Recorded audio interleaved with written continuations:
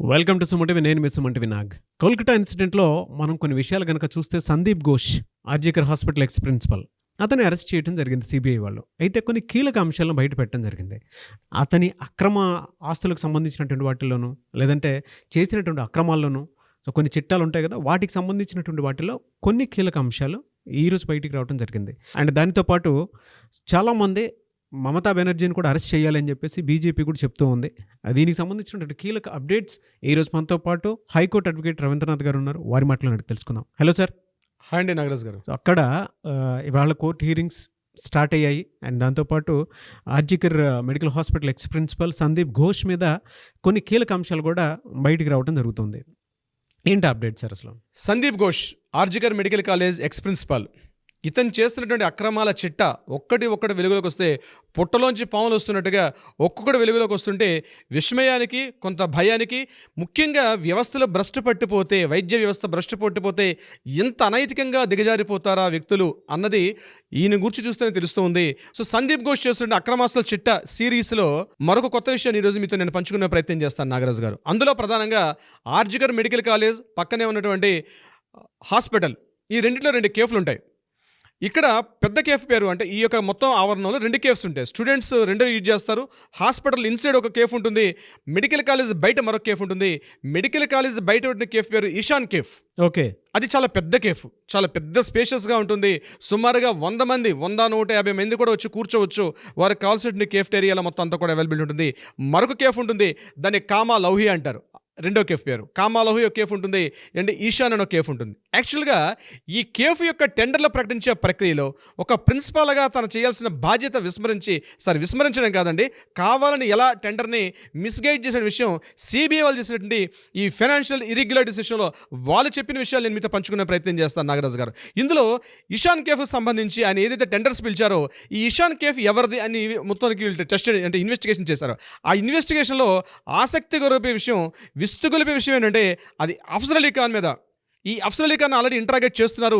ఇతను కూడా ముగ్గురు అంటే సందీప్ ఘోష్తో పాటు ముగ్గురిని ఎఫ్ఐఆర్ నమోదు చేశారని చెప్పాం. అందులో ఒక వ్యక్తి అఫ్జల్ అలీ ఖాన్. ఇతను ఎవరు?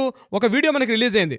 అంటే ఈయన ఎప్పుడైతే సస్పెండ్ అయ్యారో ఆర్జికర్ కాలేజ్ ప్రిన్సిపల్గా ఈయన సస్పెండ్ అయ్యి ఇతను నేషనల్ మెడికల్ కాలేజ్కి వెళ్ళేటప్పుడు అప్పటికున్నటువంటి మానస బందోపాధ్యాయ గారి ముందు ఒక వీడియో మాట్లాడుతూ ఒక ఫుటేజ్ వచ్చింది మనకి. ఇతను ప్రైవేట్ సెక్యూరిటీలు ఉంటాడు. అతను అంటే సందీప్ ఘోష్ తాలూకా ప్రైవేట్ సెక్యూరిటీలో ఒక పర్సన్ ఇతను డైరెక్ట్గా మనస బందోపాధ్యాయతో మాట్లాడుతూ నాకు డైరెక్ట్గా మమతా బెనర్జీ గారు అపాయింట్ చేశారు, దీది మేరకు ఇద్దరు అపాయింట్మెంట్ కరా అని మాట్లాడాడు. అందులో మాట్లాడుతూ మీరు వీలైతే ఎక్ బార్ ఫోన్ కర్లో ఉంది మా దీదీ సే బాత్ కర్లే అంటున్నాడు వాడు గట్టిగా మాటలో. మన audio footage with video with audio కూడా మనం వినడం జరిగింది. అతను అఫ్జల్ అలీ ఖాన్. ఆ అఫ్జల్ అలీ ఖాన్ యొక్క ఈ కేఫ్ ఇది ఈశాన్ కేఫ్, దీని వెలుగులోకి వచ్చింది. ఈ అఫ్జల్ అలీ ఖాన్ ఎవరు? పూర్తిగా అఫ్జల్ అలీ ఖాన్ అంటే సందీప్ ఘోష్కి చాలా దగ్గర సాన్నిహిత్యం తన సెక్యూరిటీ పర్సన్గా చెప్తాడు. ఇది ఎవరి పేరు మీద నమోదవుతుందంటే అఫ్జల్ అలీ ఖాన్ యొక్క మిసెస్ నర్గిస్ ఖాన్. దీని ప్రొపరేటర్ ఎవరంటే నర్గిస్ ఖాన్. ఈ నర్గిస్ ఖాన్ ఎవరు అంటే అఫ్జల్ అలీ ఖాన్ యొక్క భార్య. తీగలాగితే డొంకంతా బయటకు వచ్చినట్టుగా టెండర్స్ విషయంలోకి వెళ్ళారు, టెండర్స్ చూశారు. అయితే ఒక కేఫ్టేరియాలో డైలీ టర్న్ ఓవరే మోర్ దెన్ 1 lakh ఉంటుంది అక్కడ, డైలీ ఉంటుందట. అంటే హెవీ హ్యూజ్ పబ్లిక్ కానీ డాక్టర్స్ గారు టర్న్ ఓవర్ సుమారుగా 1 lakh పైన ఉంటుంటుంది. దీంట్లో ఆ కేఫ్ని ఇచ్చేటప్పుడు టెండర్స్ పిలిచిన డేట్ ఉంది. ఆ టెండర్స్ పిలిచిన డేట్లో 4 టెండర్లు వచ్చాయి. ఆ 4 టెండర్లు కూడా హ్యాండ్ రైటింగ్తో టెండరింగ్ అంటే బిడ్డింగ్ చేశారు. ఆ బిడ్డింగ్ చేసినప్పుడు 4 హ్యాండ్ రైటింగ్స్ ఉన్నాయి బిడ్డింగ్స్. ఆ 4 హ్యాండ్ రైటింగ్స్ కూడా ఒకే హ్యాండ్ రైటింగ్. అది బిడ్డింగ్ పలికేటప్పుడు ఆ బిడ్డింగ్ ఎవరికి ఇచ్చారు? ఒక్కొక్క నలుగురు కూడా ఒకటే 4 కంపెనీ పేరు మీద చేశాడు. అది 4 బిడ్డింగ్స్ చేస్తూ చివరికి ఈశాన్ కేఫ్ పేరు మీద ఉన్నటువంటి ఆ బిడ్డింగ్ కన్ఫర్మ్ చేశారు. అయితే ఈశాన్ కేఫ్లో ఉన్న అఫ్జల్ అలీ ఖానే ఈ 4 బిడ్డింగ్లు కూడా తన హ్యాండ్ రైటింగ్తో రాయడం జరిగింది. ఇక్కడ మరొక ట్విస్ట్ ఏంటంటే ఒక్కొక్క బిడ్డింగ్ చేసేటప్పుడు 1 lakh రూపీ అనేది అక్కడ కాషన్ డిపాజిట్గా చేస్తారు. బట్ ఎప్పుడైతే అది ఫెయిల్ అవుతుందో అంటే బిడ్డింగ్ ఫెయిల్ అయితే ఇట్స్ నాన్ రిఫండబుల్ డిపాజిట్ అది. కానీ ఇక్కడ జరిగింది ఏంటంటే మిగిలిన 3 కూడా ఫెయిల్ అయినప్పుడు కూడా ఆ బిడ్డింగ్లో ఈ 1 lakh రూపీ మళ్ళీ రిఫండ్ చేయడం జరిగింది. ఇక్కడ పోలీసులు ఇన్వెస్టిగేషన్స్లో సిబిఐ ఆఫీసర్స్ ఇన్వెస్టిగేషన్లో ఈ విషయం కీలకంగా వాళ్ళు అబ్జర్వ్ చేశారు. అంటే కిషన్ కేఫ్ని చేస్తుంది ఆయనే, మిగిలిన 3 ప్రైవేట్ బిడ్డింగ్లు కూడా ఇదే పేరుతో 4 బిడ్డింగ్లు చేసి ఇంకో పర్సన్ రాకుండా ఒక సిండికేట్గా ఇండివిజువల్గా, ఇట్స్ నాట్ సిండికేట్ అనరు, ఇట్స్ ఒక ఇనానిమస్గా, అంటే ఒక సింగిల్ పర్సనే ఇన్ని రకాల, ఇది మన సినిమాల్లో ఎక్కువగా మనం చూస్తాం ఇట్లాంటి విషయాలు. అవునవునండి, అవును. ఇట్లాంటి విషయాలు సినిమాలో చూస్తాం. 4 బిడ్డింగ్లు వేయడం, తనే ఒక బిడ్డింగ్ని కన్ఫర్మ్ చేసుకోవడం, మిగిలినవి ఆ 3 కూడా బుట్ట దాఖలు అవ్వడం, ఇట్లాంటి విషయాలు.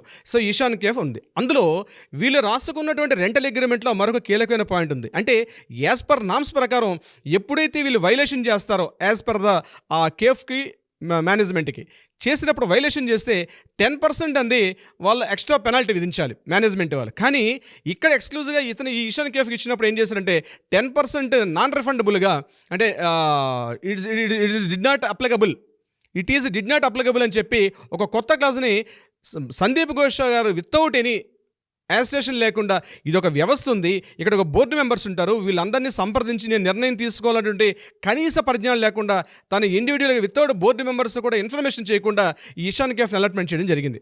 అంటే ఇక్కడ ఏం జరిగింది, అందులో మరలా ఆ ఎంక్వైరీస్కి వెళ్ళేటప్పుడు అక్కడ ఏదైతే డైలీ టర్న్ ఓవర్ అవుతుందో ఈశాన్ కేఫ్లో ప్రతి టర్న్ ఓవర్లో 25% స్ట్రైట్ అవే సందీప్ ఘోష్ యొక్క అకౌంట్లోకి వచ్చేటట్టుగా అతను టైఅప్ అయ్యాడు అఫ్సర్ అలీ ఖాన్ తోటి. ఇద్దరిని ఇంటరాక్షన్ చేసినప్పుడు ఒక్కొక్క విషయం వెలుగులోకి వచ్చింది. 25% స్ట్రైట్ అవే 25% ఏదైతే ఉంటుందో. ఇక్కడ స్టూడెంట్స్ యాజిటేషన్ చేశారు సెప్టెంబర్ 2023లో. ఈయన సస్పెండ్ దీనికే కారణం. అక్కడ ఉన్నటువంటి ప్రైస్ లిస్ట్ ఏదైతే ఉంటుందో, యాక్చువల్గా ఫర్ ఎగ్జాంపుల్ వాటర్ బాటిల్ తీసుకోండి, ఎంఆర్పి రేట్ కన్నా ఎక్కువ అమ్మడం, అలాగే అక్కడ ఉండే కూల్ డ్రింక్స్ కానీ, అదేవిధంగా ప్రతి చిన్న ఐటమ్ కూడా బయట రేట్స్ కన్నా లోపల ఉండే క్యాఫ్టేరియాలు ఎక్కువ ఉంటుంది. ఎవరైనా గట్టిగా అడిగారు అంటే వాళ్ళని గట్టిగా కొట్టడం. ఇదే విషయం జరిగింది ఎప్పుడైతే సెప్టెంబర్ 23లో ఈ కాలేజ్ నుంచి సస్పెండ్ అయ్యి ఎన్ఎంసీకి వెళ్ళడానికి ప్రధాన కారణం ఈ ఈశాన్ కేఫ్ బయట స్టూడెంట్స్ అక్కడ చేసిన ధర్నాల వల్ల. ఏం జరిగింది, ఇట్లాంటి ప్రైస్ లిస్ట్ ఎక్కువ ఉందని చెప్పి కొంతమంది పీజీటీ స్టూడెంట్స్ వెళ్ళి గట్టిగా గొడవ చేశారు. అక్కడ ఉన్నటువంటి ఈశాన్ కేఫ్ యొక్క సిబ్బందితో గొడవ పడినప్పుడు ఇమీడియట్గా అఫ్సర్ అలీ ఖాన్ వచ్చి సీన్లోకి వచ్చి వాళ్ళందరినీ కొట్టడం జరిగింది. ఈ కేసు ఇమీడియట్గా ఈ యాజిటేషన్స్ ఎక్కువ అవుతున్నాయని చెప్పి అప్పుడు ఈయన ఇక్కడ నుంచి ప్రిన్సిపాల్ని సందీప్ ఘోష్ని ఎన్ఎంసీ మెడికల్ కాలేజ్ ట్రాన్స్ఫర్ చేసినప్పుడు ఆ ప్లేస్లోకి వచ్చిన వ్యక్తి మానస బందోపాధ్యాయ. అప్పుడు మానస బందోపాధ్యాయ గారు స్టూడెంట్స్ని బయట నిలబెట్టి ఈ అఫ్సర్ అలీ ఖాన్ లోపల పిలిచి మాట్లాడే వీడియో ఫుటేజ్ మనకు దొరికినటువంటి అప్పుడు ఆ వీడియో అదనమాట.